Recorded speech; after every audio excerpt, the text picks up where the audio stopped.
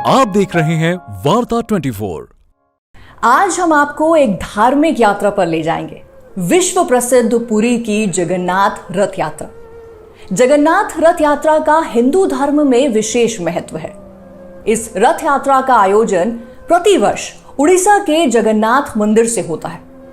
यह रथ यात्रा हिंदू पंचांग के अनुसार हर साल आषाढ़ माह में शुक्ल पक्ष की द्वितीय तिथि को निकाली जाती है। ऐसा माना जाता है कि आषाढ़ माह के शुक्ल पक्ष की द्वितीय तिथि के दिन भगवान श्री कृष्ण यानी के भगवान जगन्नाथ अपने भाई बलभद्र और बहन देवी सुभद्रा के साथ 9 दिनों की यात्रा पर निकलते हैं। पुरी में जगन्नाथ यात्रा की तैयारी अपने अंतिम चरण में है। इसकी शुरुआत सोमवार यानी के आज से वैदिक मंत्रोच्चार के प्रभु जगन्नाथ के नेत्र उत्सव से होगी।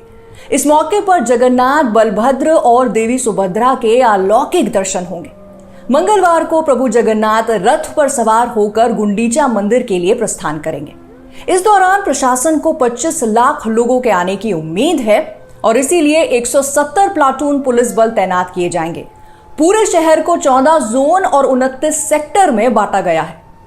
मान्यता अनुसार इस यात्रा के दौरान भगवान जगन्नाथ मुख्य मंदिर से निकलकर अपनी मौसी के घर जाते हैं। पुरी स्थित गुंडीचा मंदिर को उनकी मौसी का घर माना जाता है। कहा जाता है कि इसी मंदिर में 9 दिन तक भगवान अपने भाई बलभद्र और बहन सुभद्रा जी के साथ निवास करते हैं।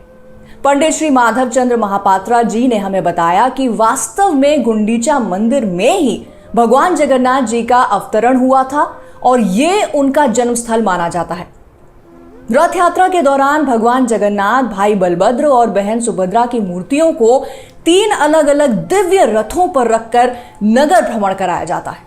इस दौरान जगन्नाथ मंदिर में भगवान का स्थान खाली हो जाता है। केवल रुक्मिणी जी जो माता लक्ष्मी का अवतार है वही मुख्य जगन्नाथ मंदिर में विराजमान रहती हैं। इन 9 दिनों में संपूर्ण पूजा पाठ गुंडीचा मंदिर में ही संपन्न होता है और भगवान वहीं निवास करते हैं। जगन्नाथ रथ यात्रा का रथ एक विचित्र संरचना का होता है। इन तीनों रथों में किसी तरह की धातु का इस्तेमाल नहीं किया जाता है। इनका निर्माण 3 प्रकार की पवित्र लकड़ियों से किया जाता है।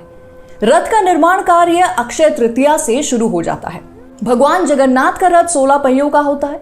रथ यात्रा में सबसे आगे ताल ध्वज पर श्री बलराम, उसके पीछे पद्म ध्वज रथ पर माता सुभद्रा व सुदर्शन चक्र और अंत में गरुड़ ध्वज पर या नंदी घोष नाम के रथ पर श्री जगन्नाथ जी सबसे पीछे चलते हैं।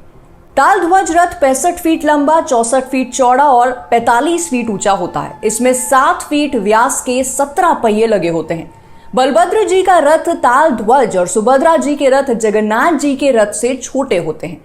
संध्या काल तक ये तीनों ही रथ गुंडीचा मंदिर में जा पहुंचते हैं। भगवान जगन्नाथ रथ से उतरकर मंदिर में प्रवेश करते हैं और 9 दिन वहीं रहते हैं। गुंडीचा मंदिर में इन 9 दिनों में श्री जगन्नाथ जी के दर्शन को आड़प दर्शन कहा जाता है और ऐसा माना जाता है कि रथ के दर्शन से भक्तों के सभी कष्ट दूर हो जाते हैं। श्री जगन्नाथ जी के प्रसाद को महाप्रसाद माना जाता है, जबकि अन्य तीर्थों के प्रसाद को सामान्यतः प्रसाद ही कहा जाता है। जिस दौरान भगवान यात्रा पर निकलते हैं उस समय भी जगन्नाथ मंदिर और गुंडीचा मंदिर में विधि विधान से दिन में 7 बार भोग लगाया जाता है।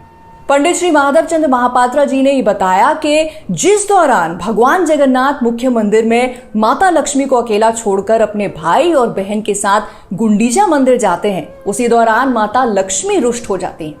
कहा जाता है कि रथ यात्रा के 9वें दिन माता लक्ष्मी गुंडीचा मंदिर पहुंचती हैं और क्रोधित होकर जगन्नाथ भगवान के रथ के मुख्य सारथी का हाथ तोड़ देती हैं। रथ का सारथी कोई जीवित व्यक्ति न होकर मिट्टी का पुतला होता है। माता लक्ष्मी को क्रोधित देखकर भगवान जगन्नाथ उन्हें मनाते हैं और देवशयनी एकादशी के दिन वापस मुख्य जगन्नाथ मंदिर पहुंच जाते हैं।